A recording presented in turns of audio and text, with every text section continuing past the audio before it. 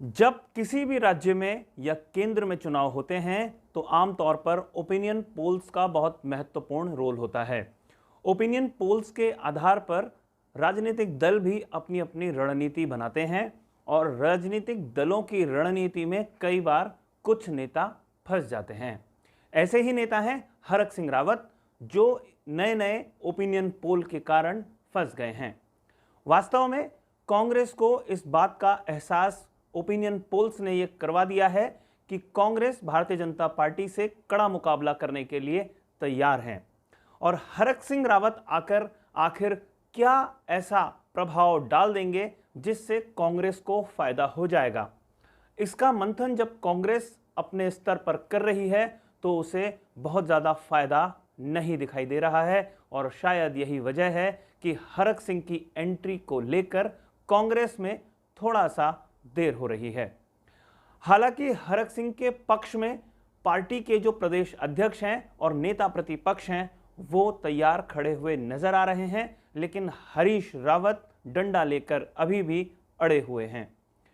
किसकी जीत होगी यही सब देखने की कोशिश कर रहे हैं और अपने अपने चश्मे से आकलन करने में जुटे हुए हैं। बहरहाल खबर दिल्ली से यह है कि प्रदेश अध्यक्ष और नेता प्रतिपक्ष को दिल्ली में ही डटे रहने के लिए कहा गया है और जब तक टिकटों का बंटवारा नहीं होता तब तक नजर रखने के लिए कहा गया है। पूरा विश्लेषण मैं आपके सामने लेकर उपस्थित हूं, लेकिन आपसे आग्रह, अपनी खबर पर मैं आगे बढ़ूं उससे पहले आप इस चैनल को सब्सक्राइब जरूर कर लीजिए। नमस्कार, मैं हूं मनमोहन भट्ट। हरक सिंह रावत को भारतीय जनता पार्टी से बाहर किए हुए 48 घंटे का समय हो गया है, लेकिन कांग्रेस के भीतर उनकी एंट्री अभी तक सस्पेंस बनी हुई है।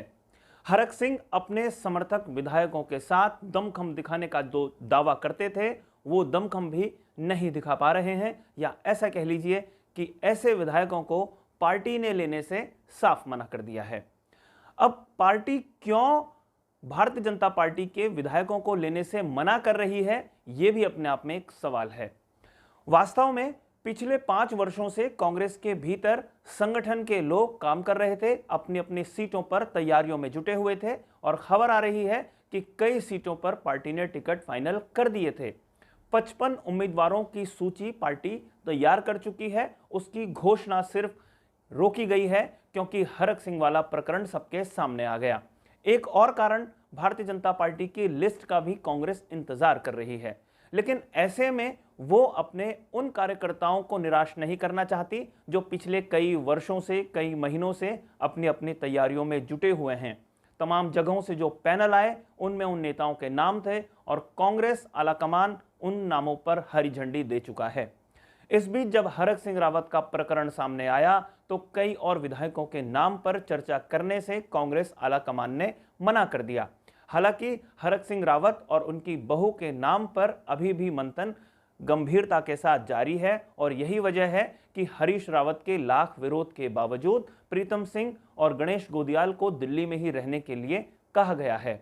हरीश रावत और उनके समर्थक लोग हरक सिंह रावत की एंट्री का विरोध कर रहे हैं और इस बात की आशंका पहले से ही थी, लेकिन एक ताजा समीकरण भी अब सामने आ गया है। कई टेलीविजन चैनल्स के ओपिनियन पोल जब सामने आए हैं तो उन ओपिनियन पोल्स में कांग्रेस को बढ़ती हुई ताकत के रूप में उत्तराखंड में दिखाया गया है और यह माना गया है कि जिस तेजी के साथ 2017 में भारतीय जनता पार्टी चुनाव जीती थी वो तेजी इस बार नदारद है। हाल ही में जी न्यूज का एक ओपिनियन पोल आया। उस ओपिनियन पोल में कांग्रेस को बीजेपी के उस पोल में कांग्रेस को बीजेपी के मुकाबले ज्यादा ताकतवर दिखाया गया है। इसके बाद कांग्रेस के हौसले बढ़ गए। इस बात का आकलन किया जा रहा है कि अगर हरक सिंह रावत कई और समर्थक विधायकों के साथ कांग्रेस में शामिल होते हैं तो उसका कितना फायदा कांग्रेस को मिल सकता है। इस मंथन में कांग्रेस जुटी हुई है, लेकिन इस बीच कई बीजेपी विधायकों के बयान भी आने शुरू हो गए हैं कि वो आखिरी दम तक पार्टी का साथ नहीं छोड़ेंगे, पार्टी यानी भारतीय जनता पार्टी का दामन नहीं छोड़ेंगे।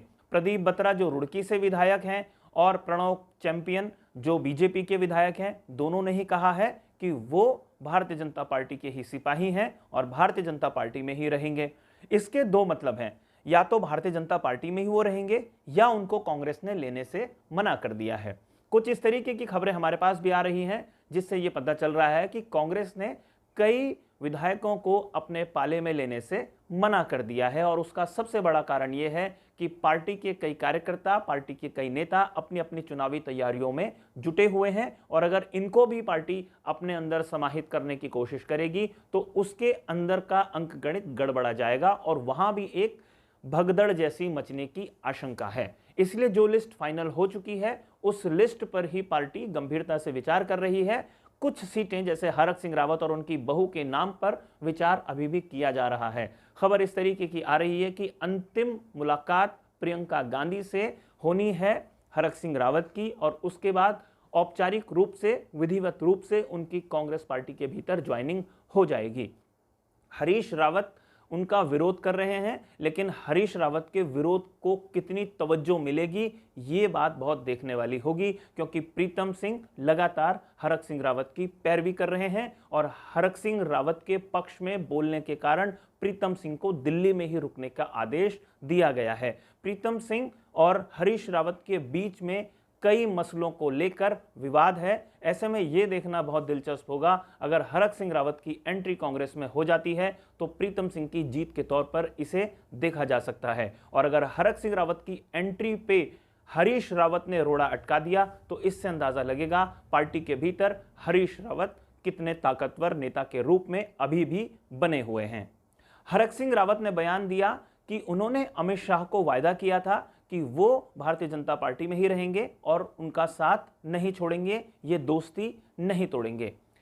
ये बयान जब हरक सिंह ने दिया तो उसमें उन्होंने एक बात और जोड़ी कि जब भारतीय जनता पार्टी ने उन्हें बाहर का रास्ता दिखा दिया तो आखिर वो बाहर का रास्ता क्यों दिखाया गया, वो पार्टी में रहना चाहते थे।